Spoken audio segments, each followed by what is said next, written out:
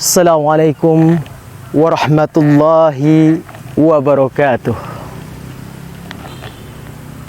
Alhamdulillahilladzi ni'matil iman wal islam hudal linnasi wa bayyinatil hudali wal firqan.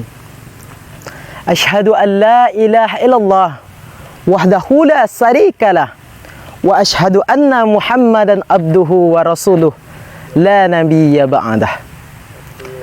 Allahumma salli wa sallim wa barik ala sayyidina Muhammad wa ala ali sayyidina Muhammad. Allahumma salli wa sallim alaihi. Qala Allah ta'ala fil kitabihil karim wa huwa asdaqul khailin. Bismillahirrahmanirrahim. Ya ayyuhalladzina amanu taqullaha haqqa tuqatih wa la tamutunna illa wa antum muslimun. Qala Allah Ta'ala bi ayati ukhra. Ya ayyuhalladzina amanu kutiba alaikumus siyam kama kutiba alal ladzina min qablikum la'allakum tattaqun. Shadaqallahul aliyyil azim wa shadaqallahun nabiyyul karim. Saudara-saudaraku pemirsa yang dimanapun saat ini Anda berada, bersyukur kita kepada Allah Subhanahu wa taala dengan ucapan alhamdulillahi rabbil alamin.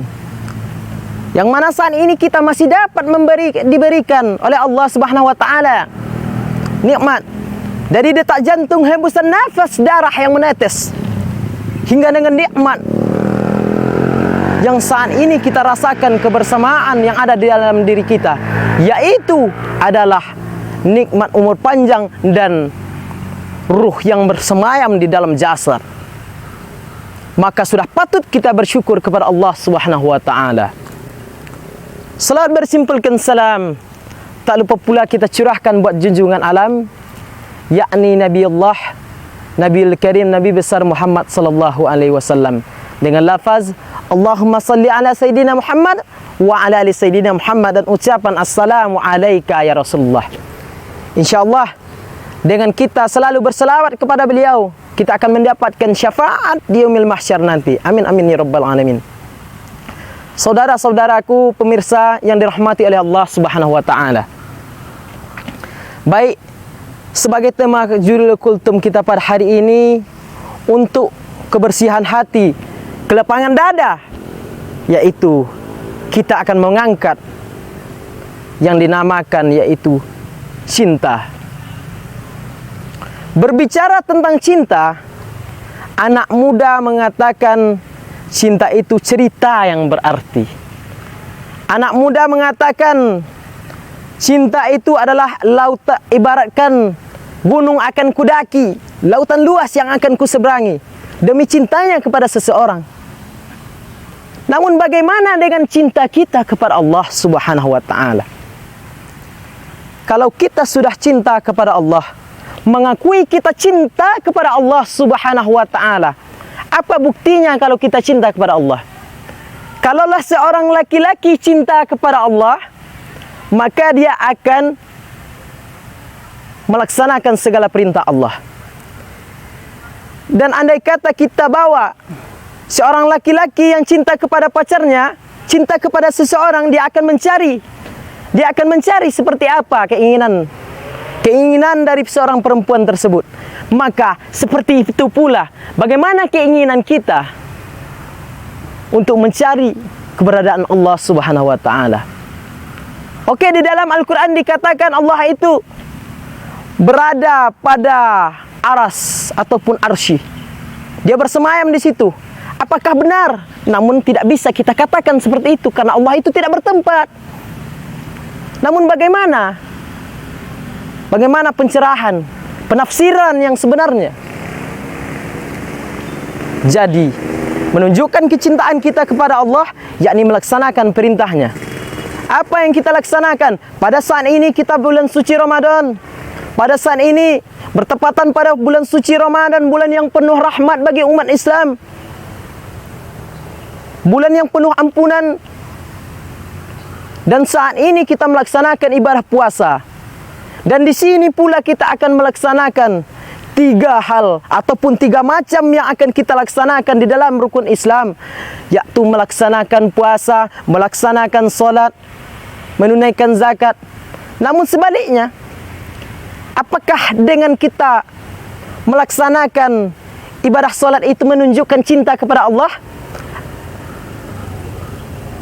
Toh semuka langit dan bumi tidak bersujud kepada Allah, takkan menurunkan derajat Allah sebagai Tuhan, tetap Rabbul Alamin. Wasjud wastarib, sujud dekat denganku, kata Allah. Kenapa seperti itu?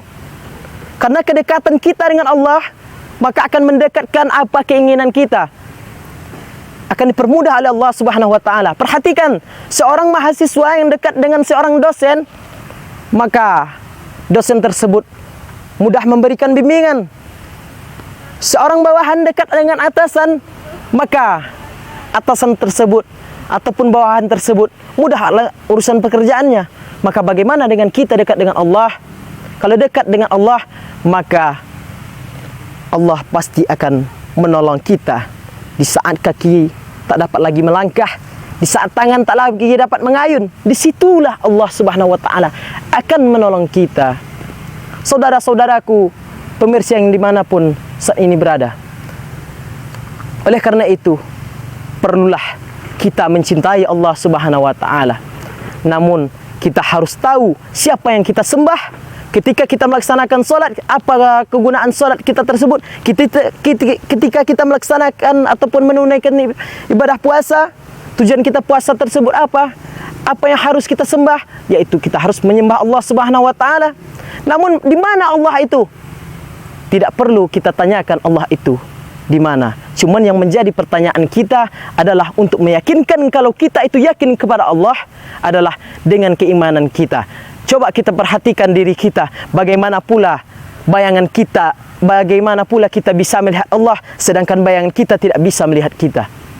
Itu adalah bagaikan filosofis, dan itu adalah suatu kajian yang paling penting, bahwasannya segala sesuatu itu tiada melainkan dari izin Allah Subhanahu wa taala. Dan ini adalah suatu kajian yang insya Allah bermanfaat untuk diri kita, bahwasannya siapa sebenarnya yang kita sembah, apa tujuan kita solat, apa tujuan kita melaksanakan ibadah puasa, apa tujuan kita menunaikan zakat. Baik, cukup sekian, semoga bermanfaat. Saya sudahi, wassalamualaikum warahmatullahi wabarakatuh.